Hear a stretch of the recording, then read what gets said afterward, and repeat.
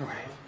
Yeah, and then it doesn't actually start pulling off the battery until it gets really low too. So it's like you turn it on, you wait for nothing. So it's been reliable. This is one of the newer ones. Yeah. It looks the exact same as the one I had in my last station. And where'd you come from? WCAX in Vermont. Oh, Vermont, wow. Yeah. We're 99 years. Good years. Yeah, sure. For years and years, and great. I bought it. Oh, great. Okay. So, and then your KPPD, which is also great. Oh, okay. So I transferred. That's cool. Rather than having to pick up one. Yeah, I did that. I was also at KPTV, but 15 years ago. Yeah. And I started at KFXO, which is we had a sister station then, which was marketable too. Like next level of Missoula, you know. So I kind of like cut my teeth there, doing commercial work and stuff like that. And then so they own KBTV, Meredith did. Same thing. This is property of Meredith. Oh, it does? This camera does. Oh, no kidding. Oh, only 2 years ago? Yeah, pretty recently. It's like the switch over to Edius, which is what we use now, was only like very recent. I had been working at WCX for 3 years, so I had a lot of Edius, and then I came to KPTV. Oh, so you're not using Abbott anymore? There was a Abbott. We did use an Abbott, which is like kind of an great. Okay. I've never even heard of that. I believe it. Is it pretty good? I mean, is it compared to the... I never used that. I've only used Premiere and Edius, and then I go to DaVinci. I've also used it for local personal stuff, but I like it. I think it's good for what we do. It's like scanning stuff together. Sure. It's so fast, it exports really quick. So, Yeah, no, it's nice that we have even the creative class, so we've got access to Photoshop and After Effects and the whole 9 yards, you know. Yeah, that's the, I need Premiere, just to stop paying for it. Yeah, right. It's not paying the student rate, that's like, It seems like Adobe likes to print in a lot of stuff that you don't need.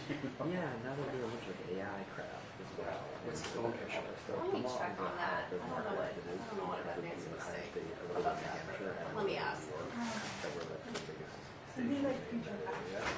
So that's why we were I know Meredith had a station in Hartford, I think. Okay. Well, let me ask her. This is not my office, so I don't know.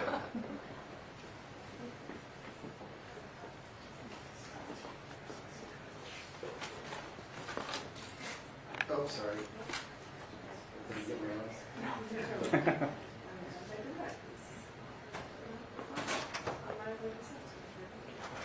Hi guys. Hey. We'll get started in just a minute. Like straight up at 1 o'clock. I have the updated press releases for you and copies of the poster that is already existing. Sorry. If you guys want to pass these around. And the press release will go out on Flash as soon as we're done down here. But that's the hard copy of the press release. Everybody has the names of the speakers? Okay, thank you. You guys all have the names of the speakers? So the 2 primary speakers will be SAC Doug Olson from Portland and SAC Mike Harrington from Seattle FBI. And then the assistant chiefs from Portland and Vancouver will be here as well. Main remarks will come from the FBI. Is his name Mike Harrington? The first speaker is normal height, and the second speaker is very tall. Excuse me, for the names here, it says W. Mike Harrington. That's what he goes by officially. Okay. So use W. You font it however you want, but that's what he uses for quotes in official business. Yeah, we would like the W and lower. Yeah.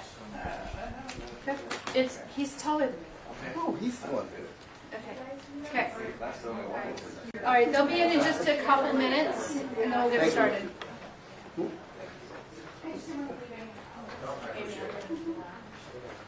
Yes, please squeeze in. On the political side, one of them was Alexander. I have a partner. Yeah, I miss those lenses. Yeah. This is an electronic lens, so sometimes it wants to focus on something else. And even though I'm in manual mode, I still want Yeah, this is. Still like Focus. Fights you back a little bit. Yeah. And then I just don't like the pull on this thing. Just isn't like that kind of. Do you have an extender?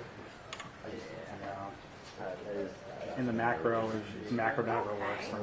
Yeah, these bodies are old as hell. Yeah. Bodies, but the lenses are like a good kind of old. I know. We had on our last station, we actually had we had Canon like brand new bodies like viewfinders, and it was super nice. And when I came up here, it's like, oh, what they got? And it's like huge dinosaurs with P2 cards. It's like, okay. But the lens is still nice, so that's good at least.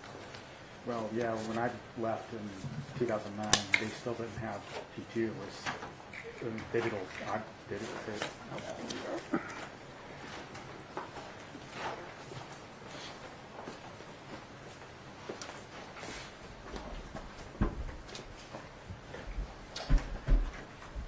Good afternoon. My name is Doug Olson. I'm the special agent in charge of the FBI in Oregon, and I'm joined by Mike Harrington, who's the SAC of the FBI in Washington State. Together, we're joined by our local law enforcement partners, Assistant Chief Pat Moore from the Vancouver Police Department and Assistant Chief Chuck Lavelle from Portland Police Bureau. There's two primary reasons we've asked you all here today. First, we want to share some more information that we've learned about the devices that were used back in October during the ballot box attacks. And second, we need your help. We need more information from the public to help us identify a suspect. Before I get into that, I want to review some of the background on the case. So we're talking about three separate incidents. The first incident occurred on October 8th when a device was placed on a ballot box at the intersection of West 14th Street and Esther Street in Vancouver at about 3:45 a.m. On October 28th, a second device was attached to the side of a ballot box located on the north side of the Fisher's Landing Transit Center near Southeast 164th Avenue entrance at about 2:35 a.m.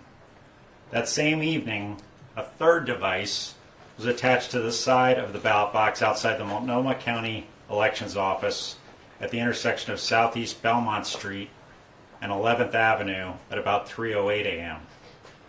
We believe the suspect used thermite devices.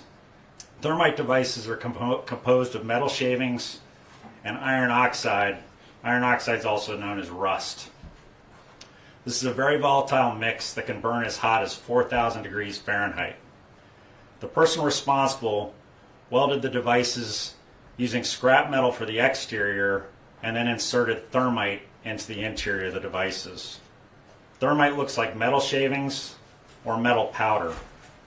Each device likely contained a coffee cup sized portion of thermite. Welders sometimes use thermite to weld metal pieces together, but in the hands of someone who isn't focused on safety, thermite is extremely dangerous. I want to stress we are very concerned that the person who set these devices may end up hurting himself or other unsuspecting family members or neighbors. We don't know how the suspect interacts with others, but even a loner would likely spend extra time with family, friends, or others during the holiday season. Also, given the time that's passed between the incidents and now, the suspect may be less guarded about what he shares during these interactions. The suspect may have inadvertently exposed details that can help us. We're asking anyone in the Pacific Northwest who may have had unusual interactions with someone or observed unusual activity to come forward and help us identify the individual. All right. Thank you, Doug. I have to emphasize, we're very worried that this person may harm himself or others if he continues to experiment with thermite. We can't stress that enough. In addition to the physical risks, these devices can cause significant damage to homes, storage areas, or testing locations, asking people to look for and or to consider if they've observed such factors previously. No one single factor may indicate involvement, and likewise, the suspect may not show all of these factors. But no piece of information is too small. We take the tips, compare them to investigative information we've not yet released, and the information gaps we know remain. We ask that you let us evaluate the information you share to determine if your tip can help us move this case forward. Here are the factors we want you to consider. Changes in a person's emotional state, particularly as related to the case or the recent election. These changes could include increased anxiety, irritability, nervousness, excitability, or frustration. Changes in a person's normal routine, such as distancing from friends or family, or missing work or other normal activities. Demonstration of unusual behaviors, to include researching thermite, grinding metals, showing a new interest in welding small projects, and or collecting small scraps of metal such as nuts, bolts, and pipe end caps. Unusual interest in or knowledge of incendiary devices, especially those involving thermite. Unusual or unexplained storage of metal shavings and or burn damage to a home, storage area, and admiration of the person responsible. Increased fixation on the current political climate, especially as related to the recent election. Someone recently disposing of or stopping the use of a Volvo S60 sedan. As a reminder, the suspect was driving a black or dark gray 2003 or 2004 Volvo S60 sedan with a light colored interior. The trim was worn.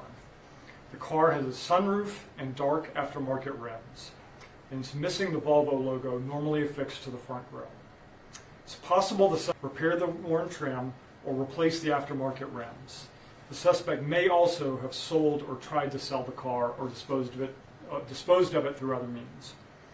We believe the suspect is a man, but we're open to the slight possibility the suspect is either a woman and or they have an accomplice, which could be either male or female. Now, the FBI is offering a reward of up to $25,000 for information leading to the identification, arrest, and conviction of the person responsible. We ask anyone with information to contact us by calling 1-800-CALL-FBI or reporting online at tips.fbi.gov. In addition, we want to remind you that Crime Stoppers of Oregon has offered a reward of up to $2,500 in this case. This case is a top priority for both of our field offices and our law enforcement partners. Election security is one of the FBI's highest national security priorities, and Americans have a right to expect free and fair elections. Finally, we want to again acknowledge our partners for their assistance, particularly the Vancouver Police Department and the Portland Police Bureau. So, those conclude our remarks. I believe we are opening up for questions. Did you receive many tips initially after the reward was issued in November, I believe? I believe we did receive a good number of tips, and we've been looking into those and integrating them into our investigative process, but it does remain an ongoing investigation. Why do you believe the suspect might have an accomplice? Do you have any details on that? Yeah, I think we're just leaving all options open. I don't think we have anything that substantively shows that the individual has an accomplice, but we also don't want to limit that option going forward in the investigation. Are tips still coming in? They are, but we've gone through the holiday season. We did, if you guys remember, we did a press release in the end of in November before the holidays, and we thought it was appropriate to do another one now to see if anybody has witnessed any new information that they may want to report, and then also let people know that even if it's like a small detail, it may be useful. Do we believe the suspect is still in the area? I don't Or do we even know that? I don't know that we know that. For someone that carried out acts like these for the election, with the inauguration coming up, any concern that someone like this might act out again in advance of that? Yeah, I mean, it is a possibility. In fact, we're very worried about threats of all different natures against the inauguration and other significant events like that. We don't have any indication that this particular subject might do that, but one of the things that we continue to investigate is what the actual motive was behind this. And until we gain greater clarity on that, it's a little difficult to predict what else the suspect may be interested in doing. Was the thermite discovered later after lab tests were done, or was that discovered right away? I think, well, you want to take I think there were indications that were thermite, but we hadn't confirmed it at the time, so we have at this point. We wanted to make sure we shared that with everyone. Is thermite easily accessible? Could anybody get their hands on this, or? I think thermite is pretty easily made. It's a compound where you need heat, and then you need iron oxide, and then you need metal shavings. So and that's no secret. Covered. Is there anything from the FBI that you wish media outlets were focusing more on to help catch the suspect? We appreciate you all being here today so that we can share this information. Like, there's additional information that we're sharing, and I think when people see like the level of the information, then maybe they may have noticed something that they didn't think was important before, but now they may want to share with us. And we expect, based on the engagement with you today, that we will receive help from the public, and that's what we're looking for. Obviously, there is no law. Oh, Oh sorry. yeah, sorry. I just want to add one thing on that. Like, I would ask you again to kind of focus on some of the key facts. This that would be very helpful to us. Again, those behavioral changes that I ran through, the details about the car, and then of course, information about people who may be, working with or looking into thermite and welding.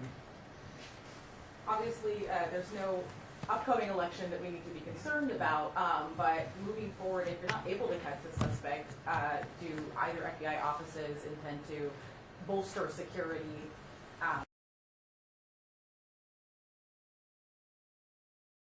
High priority for us, and we take a variety of different measures, including engagement with election officials, engagement with the community in the run-up one of these things, as well as working with our partners to evaluate security around an election. So it has always been a priority for us, and I think you can continue to see that going forward. Do I get anything to add? Yeah, I would just add that you probably noticed that after these events occurred, our partners did step up security around the ballot box locations in the areas that we thought might be threatened. So I think that's a consistent response that you would see, but we're working very hard on this case. We're putting a lot of resources toward it, so our expectation is to eventually identify the individual and bring him to justice. What charges could they be facing? There's a number of charges on both the federal and local side that could be applied to this. Have you seen the use of thermite in other type of alleged arson attacks? Right now, this particular incident, we haven't connected it to any other cases that we're working. Were you able to obtain any other surveillance video close to those ballot boxes and review that footage? We can't comment on all the video we have, but what I can tell you is like the best video that we have in terms of the images of the perpetrator have been pushed out through you guys. Any last questions? All right, thank you very much. Thank you so much for being here today.